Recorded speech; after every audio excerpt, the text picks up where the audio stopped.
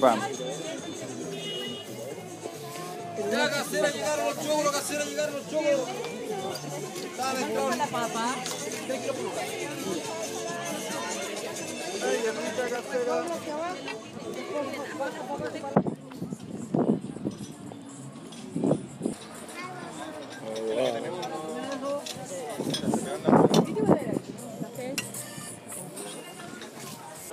Claro, empiezan a pudrir. Al frente suyo, derecho arriba.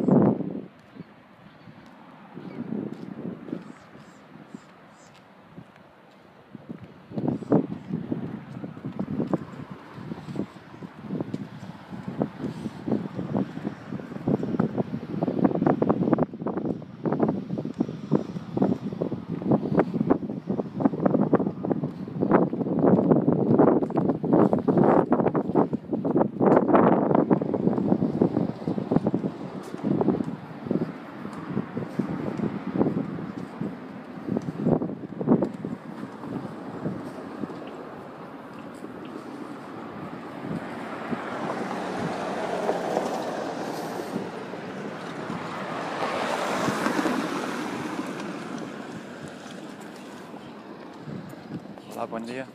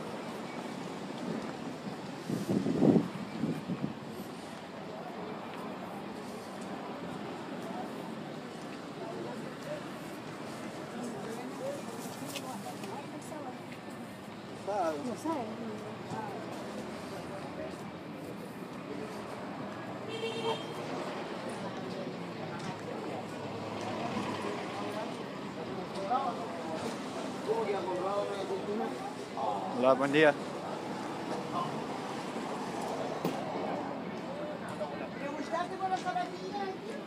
Sí.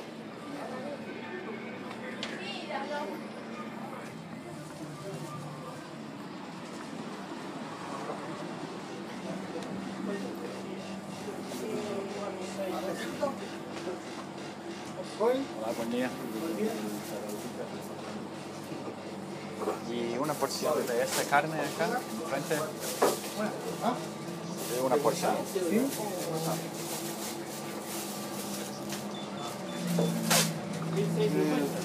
¿Ahí?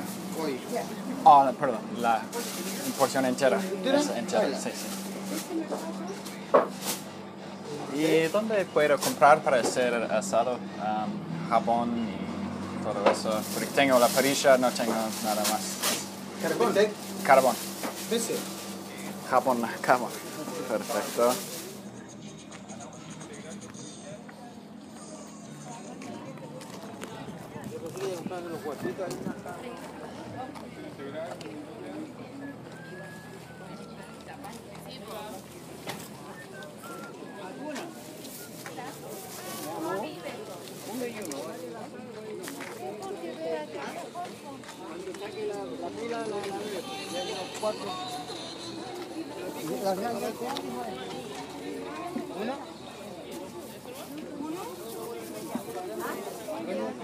Sí. 700. Oye, se carga este y... Sí, no sigue.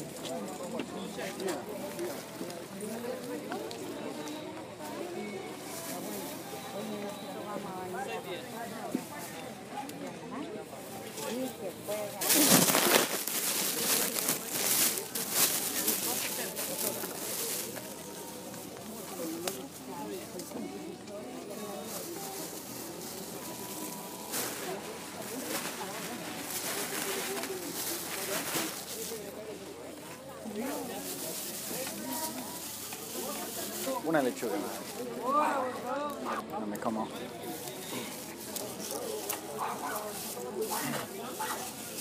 Sí, va para allá y la paga allá. Gracias.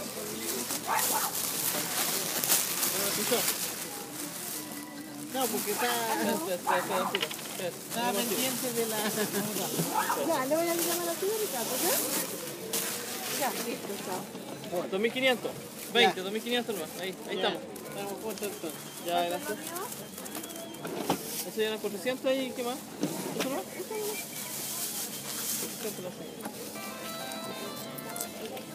¿Tan jugoso no? Sí, pero los que están blanditos, tienen harto jugo.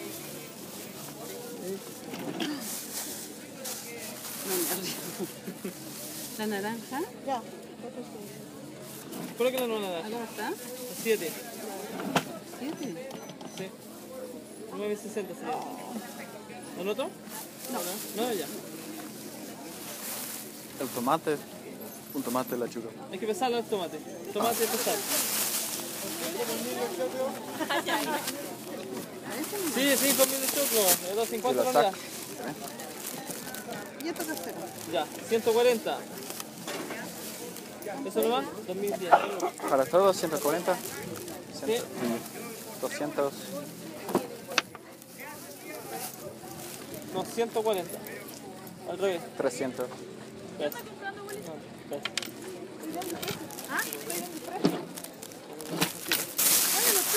Sí. Saco. Es suyo. Gracias. Ahí está.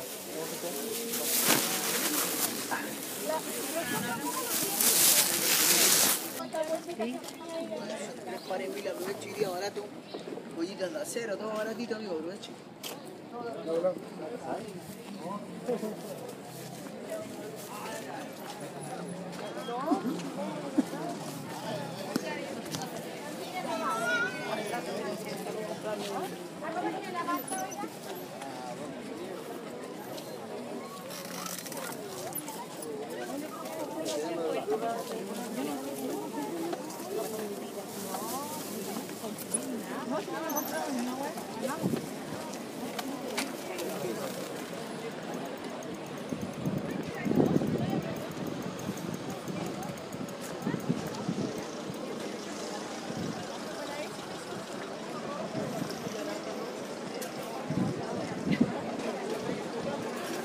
Espera, de verdad, me dice la carne de pollo.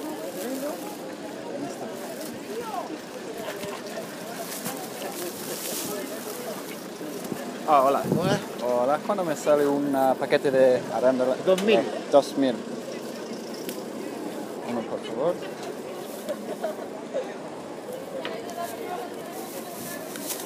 Gracias.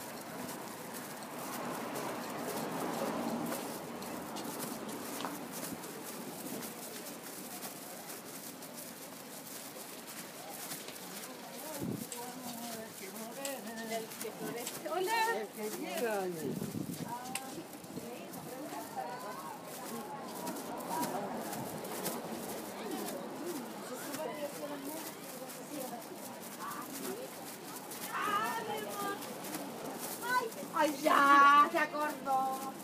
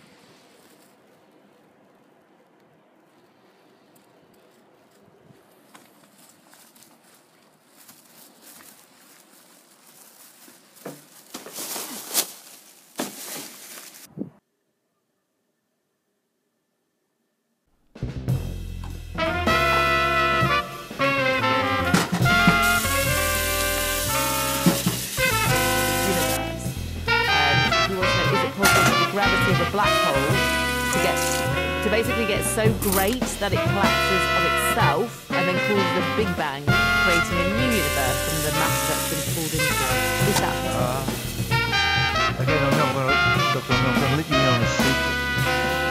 Okay, now don't tell anybody. I won't, swear. But when they talk about black holes, they talk about the black hole as it evolved from a star shrinking down. Did you do atoms at school? Oh, I did, yes.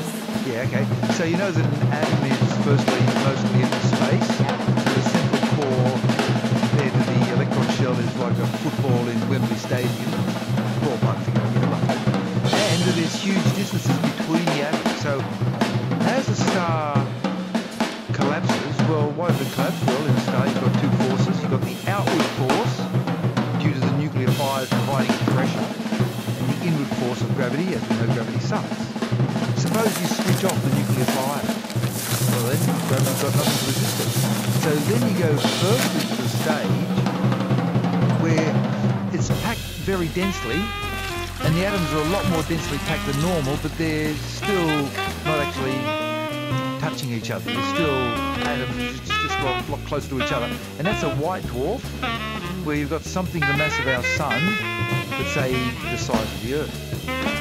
Then compress it a bit more. Start off with something a bit heavier and a bit more massive, and then you'll end up with a stage where the atoms themselves push up against each other and into each other. And as you know, an atom has got electrons in a cloud on the outside, and then on the inside you've got the protons and the neutrons.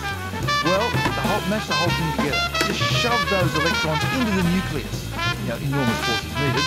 Well, the neutron stays a neutron, but the proton, which is positive, it sucks up an electron, which is negative, and they form a neutron. And then all you've got is just a ball of neutrons on top of balls of neutrons. Just balls and balls and balls of neutrons. That's a neutron star. Once again, roughly the mass of the sun, but maybe 10, 20 kilometres in diameter. But then let's take it further, where the neutrons themselves get squashed into God knows whatever the neutrons are made of, quarks. Then you end up, here's the big secret, you then form what's called a singularity. And Stephen Hawking uses this term, but what he doesn't tell people is that singularity is a physics term, meaning we don't know what happens. The laws of physics have gone crazy. Anything happens. Pick anything you like. We don't know. We've got no idea. So when they say, oh, in the inside of the black hole is a singularity, what that means is we got no idea what's going on down there. And so, yes, there's something going on down there. And could it be leading into a wormhole? Yes. Could it eventually form another Big Bang somewhere else? Yes. Have we got any proof of it? No. We don't know. Just start your own theories and write your own bets. You can do anything you like. Nobody knows. So is it possible? Yes. Have we got any proof of it? No. No proof. Nice idea. Do the mathematics and prove it. Go right ahead.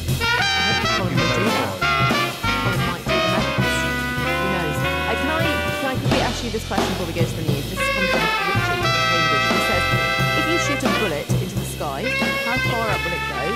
And he says he assumes it will kill if it lands on you. It will. The velocity needed for a bullet to crack a skull is 200 kilometres per hour. And in Kuwait, after the first Gulf War, a dozen or more people, after the big celebrations when they fired bullets into the air after Kuwait was liberated in the first Gulf War in 2003, was it? Or was it 1995? I forget one of those. 1991. Anyway, in the first Gulf War, many people died from random bullets falling out of the sky. So what happens is, once again, you get the two forces. So it's at the bottom of the hour. So you have the upward force provided by the expanding gases. And depending on what sort of firearm you have, the bullet is leaving subsonic or supersonic or high supersonic. And it will go into the air 0.5 kilometre, 1 kilometre, 2 kilometres until gradually it gets to the point when finally the upward force is spent and the force of gravity equals the upward force, and then just comes to a halt. Quivers in the air for a zillionth of a second and then starts to fall.